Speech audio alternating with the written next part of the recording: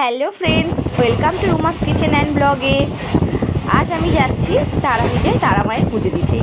অনেক দিন ধরেই ভাবছিলাম যে তারা মায়ের পুজো দেবো, কিন্তু হয়ে উঠছিল না। তাই আজকে আমরা বেরিয়ে পড়েছি তারা মায়ের পুজো দিতে। তো দেখো, হাওড়া থেকে ট্রেনে উঠে পড়েছি, একেবারে গিয়ে রামপুরহাটে নামবো। রামপুরহাট স্টেশনে নেবে, তারপর ওখান থেকে গাড়ি ধরে একদম সোজা তারাপীঠ।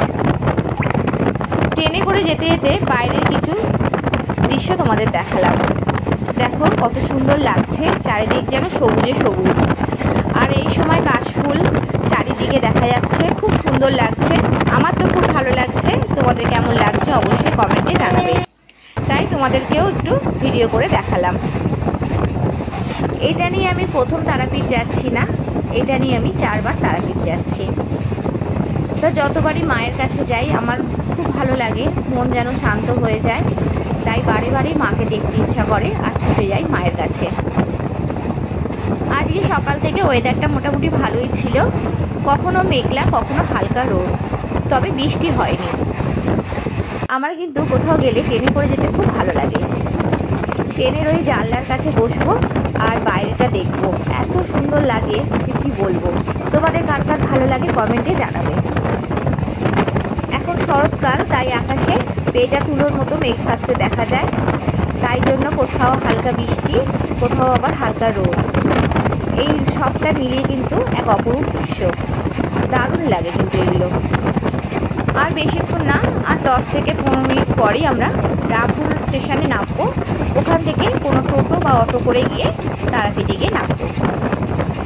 তাহলে চলো, যারা এখনও তারাপীঠ দেখোনি আমাদের সাথে তোমরাও দেখে নাও তারাপীঠটা। তো দেখো, আমরা তারাপীঠে এসে পৌঁছে গেছি। আমরা হোটেলে উঠেছিলাম, হোটেলে গিয়ে স্নান করে ড্রেস চেঞ্জ করে তারপরে আমরা পুজো দিতে চলে এসেছি। তাই এই যে এখানে পুজো দিতে এসেছি। পুজোর প্রথমে প্রসাদ কিনবো, মালা কিনবো, তারপরে মায়ের মন্দিরে যাব পুজো দিতে। তোমাদের তো বলতে ভুলেই গেছি, আজ ছিল রবিবার, তাই একটু মায়ের মন্দির ফাঁকা ফাঁকাই ছিল। আমরা খুব ভালোভাবে পুজো দিতে পেরেছি, কিন্তু মঙ্গলবার আর শনিবার এলে কিন্তু প্রচুর ভিড় হতো, ভালোভাবে পুজোও দেওয়া যেত না। তাহলে চলো পুজোর প্রসাদ কিনি, মালা কিনি, তারপর মায়ের মন্দিরে যাই পুজো দিতে। তোমরা সঙ্গে থাকো, তোমাদের সবটাই আমি ভিডিও করে দেখাবো।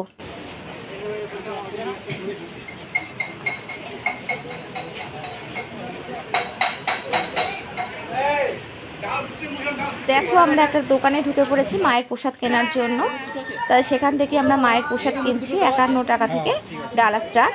তো আমরা 101 টাকার ডালাটা নিয়েছি, তার সঙ্গে মালা কিনে নিয়েছি, আরও যা যা লাগে সবটাই কিনে নিয়েছি। এবার মায়ের মন্দিরে যাচ্ছি পুজো দেওয়ার জন্য। যেখান থেকে আমরা মায়ের পুজোর প্রসাদ কিনেছি সেই দোকানেই আমরা জুতোটা খুলে রেখেছি। আর মায়ের মন্দিরের সামনে প্রচুর ভিড়, জুতো চুরি হওয়ার ভয়ও আছে, সেই জন্য দোকানেই আমরা খুলে রেখেছি। আর দেখো, এখন আমরা মায়ের মন্দিরে সিঁড়ি দিয়ে উঠছি, ভেতরে এবার ঢুকবো পুজো দেওয়ার জন্য। ওই যে বললাম আজকে রবিবার, তাই একটু ভেতরটা ফাঁকা ফাঁকা।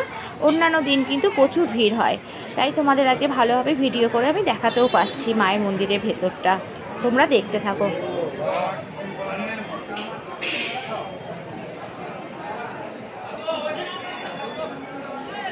দেখো, এটা হচ্ছে নাট মন্দির। এখান থেকে মায়ের সন্ধ্যেবেলা যে আরতিটা হয়, সন্ধ্যা আরতিটা খুব সুন্দর দেখা যায়।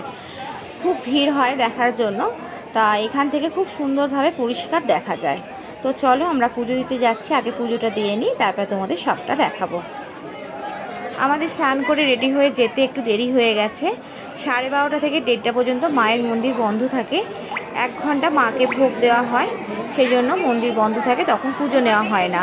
সেই জন্য আমরা ওই 1 ঘন্টা একটু বসেছিলাম, তারপর মন্দির খুলতেই আমরা পুজো দিতে পেরেছি। তারপরে আমরা পুজো দিয়েছি। এখানে ভোগ খাওয়ারও ব্যবস্থা আছে। যারা যারা ভোগ খেতে চান আপনারা আগে থেকে টিকিট কেটে নিতে হবে ভোগ খাওয়ার জন্য। তবে আমরা ভোগ খেতে পারিনি, কারণ আমাদের দেরি হয়ে গেছিলো পুজো দিতে। আর পুজো দেওয়ার আগে তো আমরা ভোগ খাবো না, সেই জন্য আমাদের পুজো দেওয়া হয়ে যাওয়ার পর আমরা প্রসাদ কিনে নিয়েছিলাম। 101 টাকা দিয়ে একটা মাটির সরাই, ভোগ পোলাও ছিল, আরও অনেক রকম পাঁচমিশুলি তরকারি, মায়ের প্রসাদ, মানে সব রকম ছিল। আমরা কিনে নিয়েছিলাম, নিয়ে এসে হোটেলে আমরা খেয়েছিলাম প্রসাদটা। তো এখানে আমরা দাঁড়িয়ে আছি মায়ের পুজো দেওয়ার জন্য। এখনও মন্দির খোলেনি, আসলে মাকে ভোগ দিচ্ছে। আর কিছুক্ষণ পরেই মন্দির খুললেই আমরা পুজোটা দিয়ে দেব।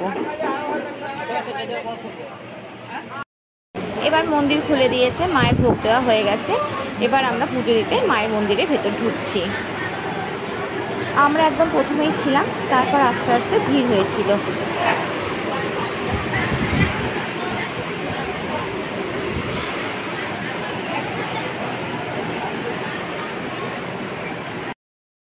তবে আস্তে আস্তে ভালোই ভিড় হয়ে গিয়েছিল, তোমরা দেখতে পাচ্ছ, তোমাদেরকে ভিডিও করে দেখাচ্ছি। তবে একেবারে মায়ের সামনে গিয়ে কিন্তু কোনো ভিডিও করতে দিচ্ছিল না বা কোনো ফটো তোলা বারণ ছিল, সেই জন্য একদম সামনাসামনি কোনো ফটো বা ভিডিও করতে পারিনি। যতটুকু মানে পেরেছি ততটুকু তোমাদেরকে করে দেখিয়েছি। আমাদের পুজো দেওয়া হয়ে গেছে, এবার আমরা হোটেলে চলে যাব, আবার সন্ধ্যাবেলা আসবো সন্ধ্যা আরতি দেখতে। তো দেখো বন্ধুরা, আমরা আবার সন্ধ্যাবেলা চলে এসেছি মায়ের মন্দিরে। এখানে 6:30 থেকে সন্ধ্যা আরতি শুরু হয়, তাই আমরা মায়ের আরতি দেখার জন্য একেবারে চলে এসেছি। প্রচুর ভিড়, যতটুকু পেরেছি ভিডিও করে তোমাদেরকে দেখানোর চেষ্টা করেছি। বন্ধুরা, তোমাদের তারাপীঠের ভিডিওটা কেমন লাগলো অবশ্যই কিন্তু একটা লাইক আর কমেন্টের মাধ্যমে জানাবে। খুব সামনে থেকে ভিডিওটা করতে পারিনি, কারণ প্রচুর ভিড় ছিল, তাই আমি একটু দূর থেকেই ভিডিওটা করেছি। তোমরা হয়তো আবছা একটু মায়ের মুখটা দেখতে পাচ্ছ, তা এইভাবেই তোমাদেরকে দেখালাম।